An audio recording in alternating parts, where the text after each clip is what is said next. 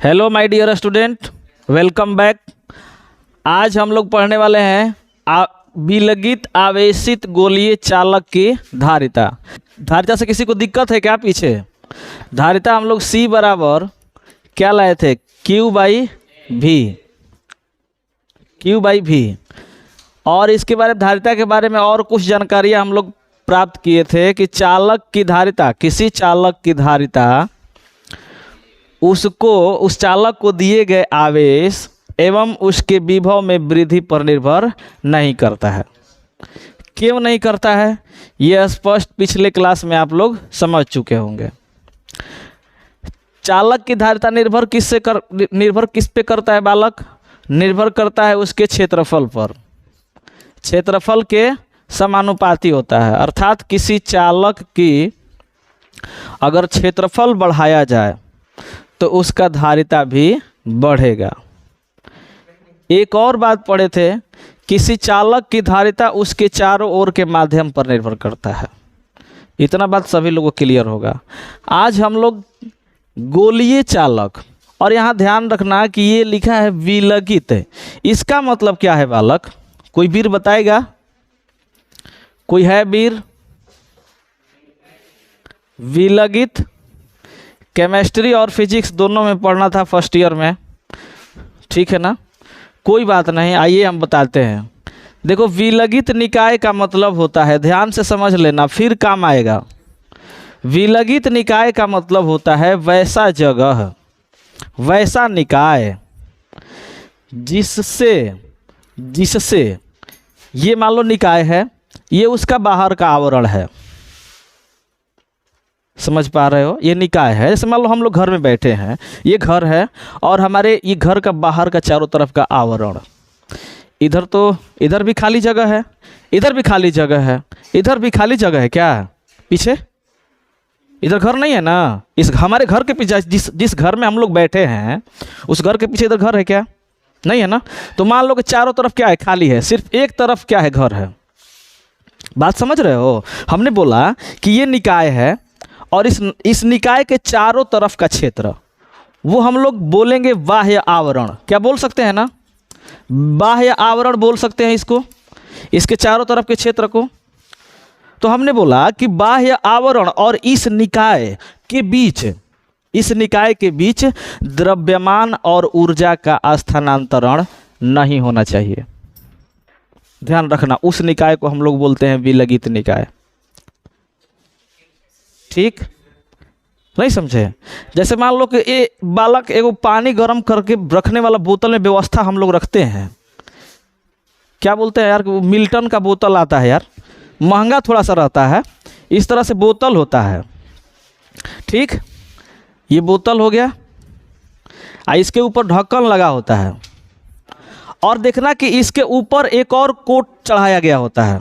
Coat मतलब उसको और आवरण दिया गया होता है। इस जगह पे हम लोग क्या रखते हैं? गर्म जल या ठंडा जल, ठीक है ना? तो हम क्या देखते हैं कि कितना भी समय तक हम इसे रख देते हैं, तो जैसा हम उसमें पानी डाले रहते हैं वैसा ही हमें प्राप्त होता है। क्या इस तरह के बोतल को तुम लोग देखे हो? ठीक है ना? तो हम लोग इस आवरण को ही हम लोग क्या बोलेंगे? विलगित निकाय। क्या बोलेंगे? विलगित निकाय। मतलब बाह्य आवरण से उसे कोई लेना देना नहीं है। कोई डाउट विलगित निकाय को समझने में? तो यही बात किया गया। यहां पे क्या है? एक विलगित निकाय है, और वो निकाय कैसा है? गोलीय है। उसी का हम लोग क्या ज्ञात करना है बालक? धारिता ज्ञात करना है।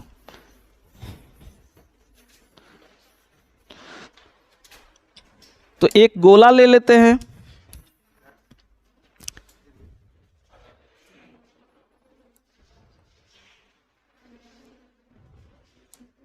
ये है, ये गोला ले लिए, इसको हमने आवेश दिया Q। कैसा? कितना आवेश दिया? Q आवेश दे दिया इसको आवेश दिए हम क्या? Q। अब इस गोले की जो त्रिज्या है बालक, इस गोले की त्रिज्या को हम मान लेते हैं r। कहीं ना कहीं बबुआ इसका केंद्र बिंदु होगा, बोलो हाँ, कोई दिक्कत? ये केंद्र है, इस केंद्र को हमने O से प्रेजेंट किया, मतलब बोला कि जो केंद्र है उसे हमने किसे सूचित किया? O से। और इस केंद्र से इसके सतह के बीच की दूरी को हम लोग क्या बोलेंगे? त्रिज्या बोलेंगे, त्रिज्या ही बोलेंगे ना।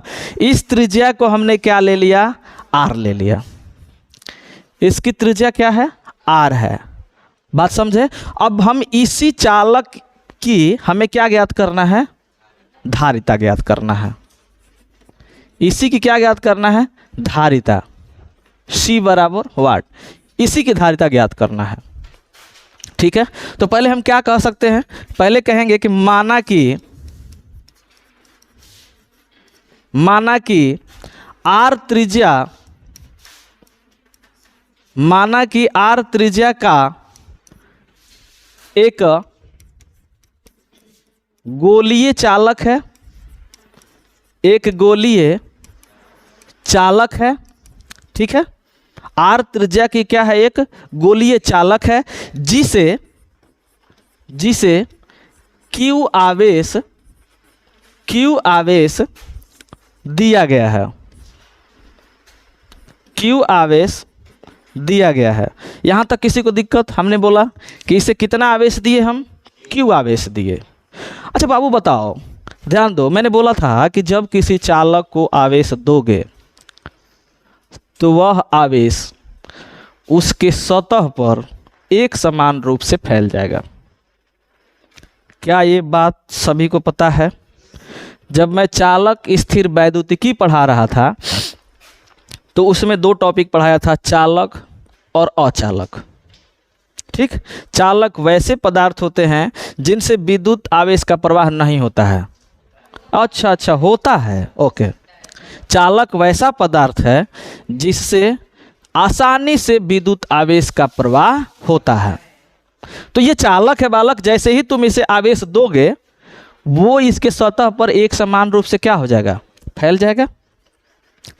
लेकिन एक और पॉइंट याद रखना कि अचालक को जब आवेश देंगे तो जिस जगह पे उसे आवेश देंगे वहीं पर आवेश रहेगा। ये बात हमेशा याद रखना। तो ये क्या है? चालक है, तो चालक को आवेश दोगे तो एक समान रूप से उसके बाहरी सतह पर फैल जाएगा। फैल गया। अब ये बताओ बालक, हमें इसे ज्ञात क्या करना है? इसकी धारिता ज्ञात करना है। तो बालक हम धारिता बराबर क्या पढ़े हैं? C बराबर Q/V पढ़े हैं। C बराबर Q/V पढ़े हैं। Q जो आवेश दिया गया है, और V क्या है? उसके विभव में वृद्धि है। तो बाबा जैसे ही इसे Q आवेश दोगे तो इसके विभव में वृद्धि होगा नहीं बालक? क्या इस चालक के विभव में वृद्धि होगा कि नहीं होगा? तो बबुआ रे, हम यहाँ विभव निकालें या यहाँ विभव निकालें या यहाँ विभव निकालें, सभी जगह विभव का मान समान होगा, क्योंकि बाबू ये पृष्ठ कैसा है? समविभव है बालक। क्या भूल गए उस दिन के बात को? किसी चालक का पृष्ठ समविभव होता है। तो ये गोलीय चालक है, तो इसका पृष्ठ मतलब बाह्य सतह समविभव है। इसका मतलब जहाँ यहाँ पे जितना विभव होगा यहाँ भी उतना ही होगा, क्योंकि यहाँ से इसकी दूरी क्या है? समान है। ठीक है ना? तो हम पहले क्या ज्ञात कर लें? इसका विभव ज्ञात कर लें। तो ज्ञात कर लेते हैं,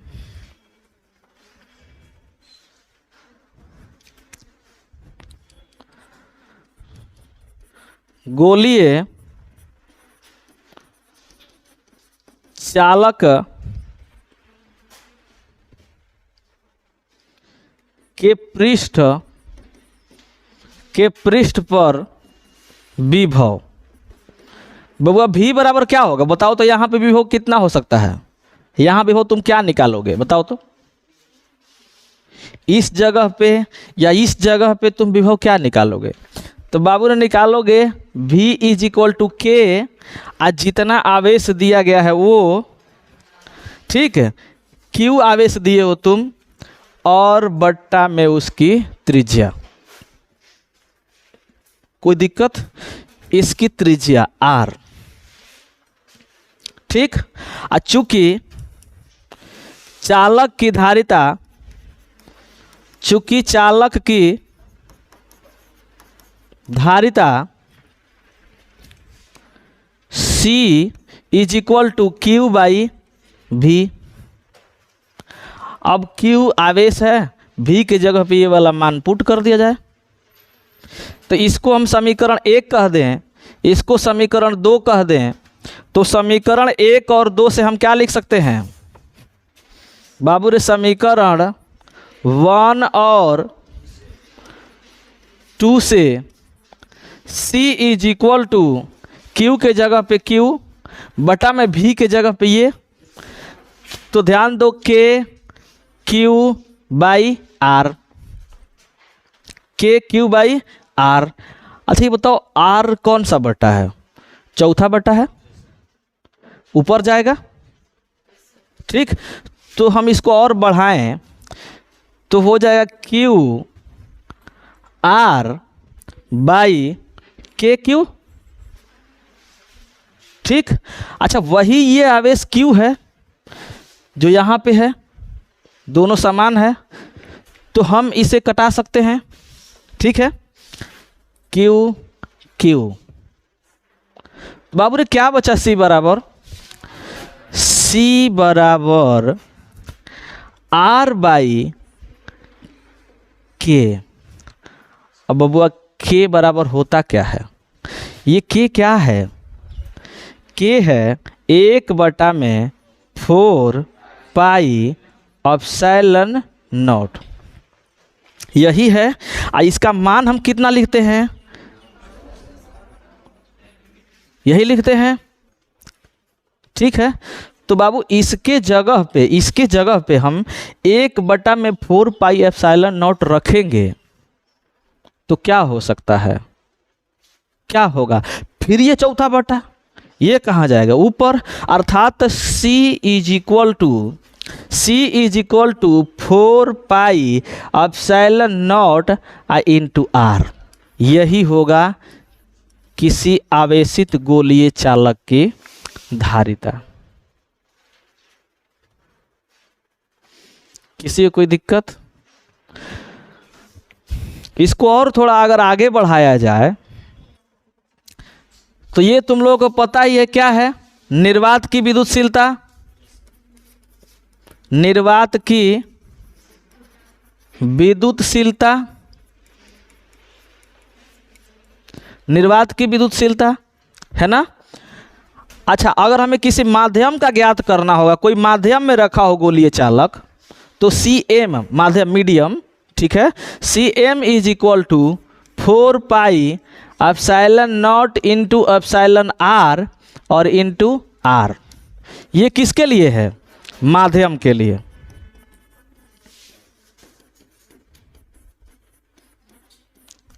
अगर निर्वात में न रख करके गोलीय चालक किसी माध्यम में रख दिया गया हो तो किसी माध्यम में गोलीय चालक की धारिता कितना होगा? इतना होगा। ठीक है, किसी को कोई दिक्कत? आओ इसी तर्ज पे हम एक न्यूमेरिकल बनवाते हैं, ज्ञात करवाते हैं किसका? पृथ्वी गोलीय चालक है, पृथ्वी चालक के भांति व्यवहार करती है, क्या आपको पता है? ठीक है ना, पृथ्वी एक बहुत बड़ा आवेशित गोला है, उसकी धारिता हम लोग ज्ञात करें। तो एक क्वेश्चन, पृथ्वी को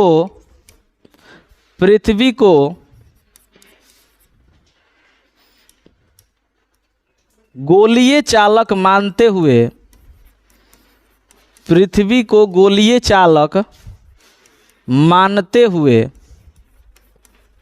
इसकी धारिता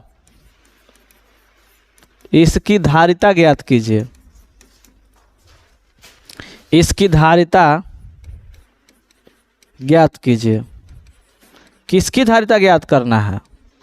पृथ्वी की। ठीक है, पृथ्वी की धारिता ज्ञात करना है। तो बाबू रे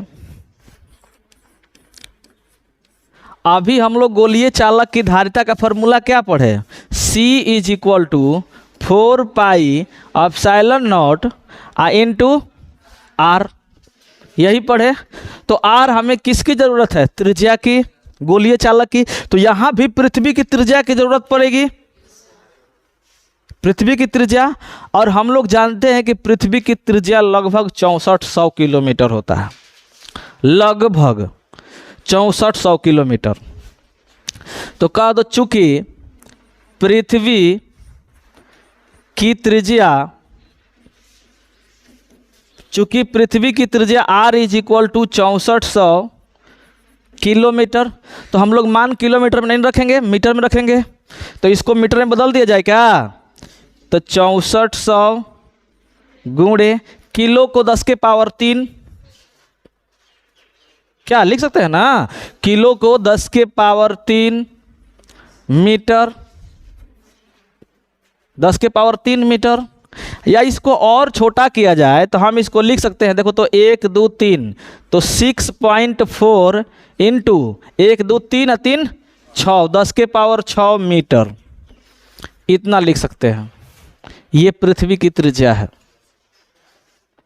तो पृथ्वी की त्रिज्या 4 पाई एप्सिलॉन नॉट, मान रख दो, आ जाएगा।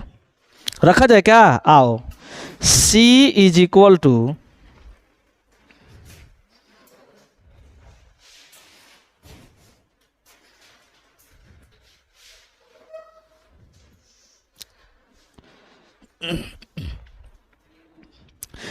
अच्छा एक बात बताओ बालक, हमें पता है कि 1/4 पाई एप्सिलॉन नॉट बराबर होता है 9 गुणे 10 के पावर 9, ध्यान देना।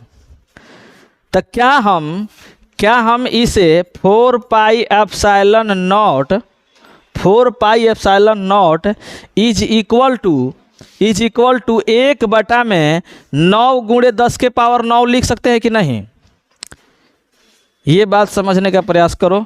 चूंकि 1/4 पाई एप्सिलॉन, देखो यहाँ क्या होगा, तुम लोग अगर मान रखने चलो 4 और पाई का मान 3.14 और एप्सिलॉन नॉट का मान 8.85 इंटू 10 के पावर -12, तो भाई तुम थोड़ा सा क्या हो जाएगा, लेंदी हो जाएगा, लॉन्ग हो जाएगा। तो हम क्या करते हैं, शॉर्ट करने का प्रयास करते हैं। तो हम जानते हैं कि 1/4 पाई एप्सिलॉन नॉट बराबर इतना होता है, तो हमें इतना का मान चाहिए। तो इसको अगर यहाँ ले जाएं त्रियक गुणा करके, तो ये कहाँ जाएगा, बटा में। तो क्या इतना बराबर हम इतना लिख सकते हैं, बोलो, किसी को कोई संदेह। तो हम इसके जगह पे हम लिख देते हैं 1/9 गुणे 10 के पावर 9 गुणे उसकी त्रिज्या, गुणे त्रिज्या 6.4 इंटू 10 के पावर 6,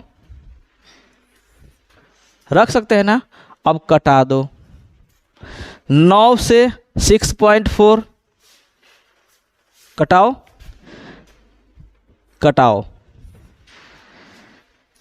6 छोटा है 9 से, तो बाबू हम पहले ही क्या देंगे, दशमलव देंगे, 0.0। ठीक, अब क्या होगा, 64 में 9 का भाग लगाएंगे, 9 सत्ते 63, तो 7, 9 सत्ते 63, 1 बचा, 1 पर 0, दशमलव लिए हैं तो 0 आ जाएगा, 1 पर 0 10, और 10 में 9 का भाग देंगे कितने बार में, 1 बार में, 1 फिर 1 0 फिर 1 चलते रहेगा। तो बाबू हम यहाँ पे इतना ही लिख करके छोड़ देते हैं, 711 गुणे 0.711 इंटू 10 के पावर 6 ऊपर, 10 के पावर 9 नीचे, ऊपर जाएगा तो -3 बचेगा टोटल, तो 10 के पावर -3। क्या हम ज्ञात कर पाइए धारिता, तो मात्रक बबुआ फैरड, बोलो मात्रक फैरड ही होगा ना। तो ये निकल करके आ गया किसकी धारिता,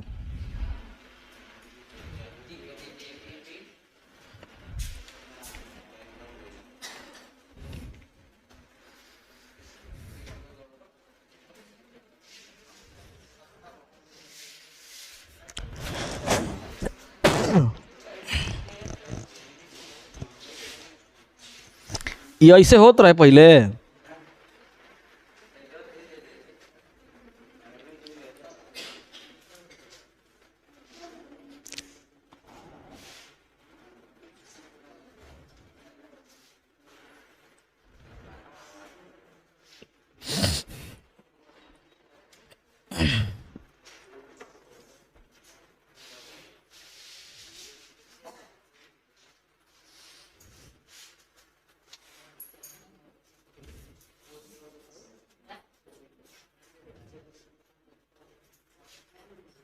आएगा वहां से।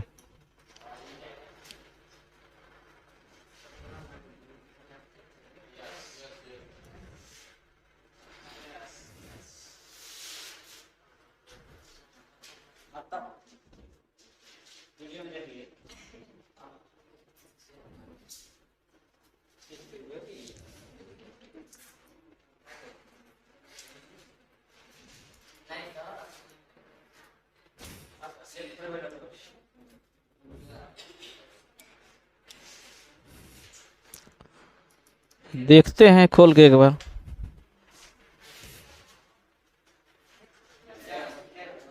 नहीं है।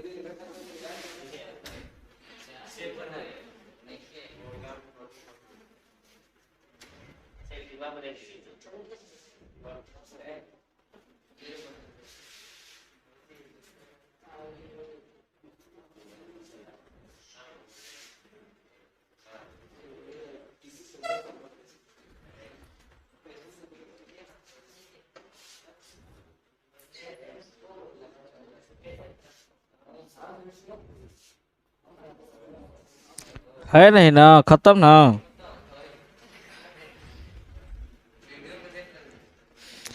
देखो लाइट कट जाने की वजह से थोड़ा सा प्रॉब्लम हो गया।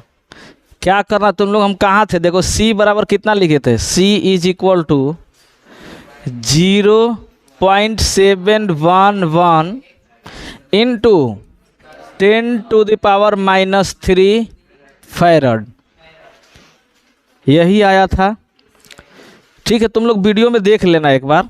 इसको हम क्या कर सकते हैं, इसको और छोटा, इसको और कैसे सिंप्लीफाई कर सकते हैं? देखो तो बबुआ रे, C इज इक्वल टू, ध्यान देना, C इज दशमलव हटाए यहाँ से 1 2 3 उधर ले जाएं। दशमलव को जब इधर खिसकाएंगे तो 711 इंटू 10⁻³ ये पहले से है, और जब इधर खिसकाए हैं तब -3 और आएगा। तो बबुआ हम क्या लिख सकते हैं? 10⁻⁻6 फैरड। क्या पिछले क्लास को तुम लोग याद किए हो? 10⁻⁻6 farad is equal to 10⁻⁻6 farad is equal to कितना? 1 माइक्रो फैरड। याद है? तो बाबू हम क्या लिख सकते हैं? C is equal to 711 micro farad. ये धारिता किसका है? पृथ्वी का है। ठीक, ये किसका धारिता है? पृथ्वी का।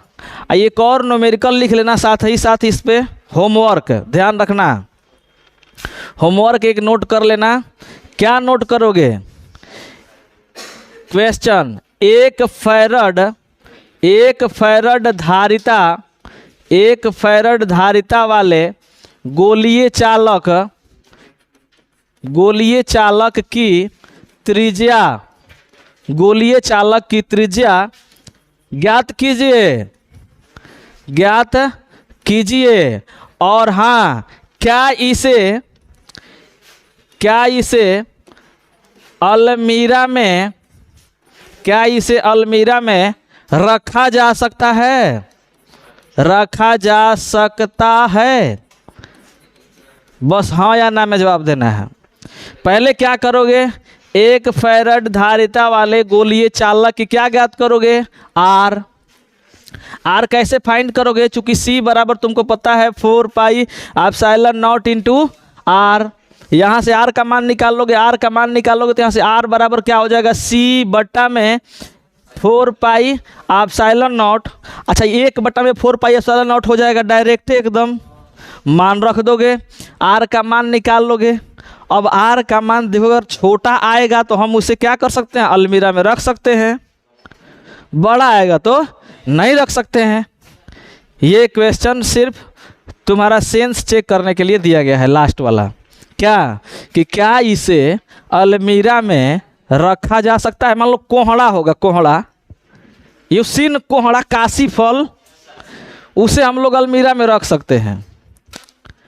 कद्दू, लौकी, वो गोला वाला जो आता है, ठीक है ना, उसको भी रख सकते हैं अलमीरा में, नहीं रख सकते हैं? फुटबॉल को भी रख सकते हैं। अच्छा, कोई ऐसा गोला है जिसे हम लोग अलमीरा में रख सकते हैं? अच्छा, पृथ्वी को हम लोग अलमीरा में रख सकते हैं क्या? चंद्रमा को रख सकते हैं क्या? नहीं रख सकते हैं। तो तुम लोग अंदाज़ा लगा लेना कि क्या इसकी जो त्रिज्या आई है वो अलमीरा में रखने के लायक है या नहीं है। कर पाओगे ना? ठीक, आज कहाँ तक? यहीं तक। और नोट नहीं किए हैं आप लोग, जा करके थोड़ा सा यूट्यूब से आज मैं लिख लीजिएगा, क्योंकि इसमें है ही नहीं कि मैं निकाल पाऊँ। ठीक है ना? आज कहाँ तक? यहीं तक। कोई डाउट होगा तो आप पूछ सकते हैं।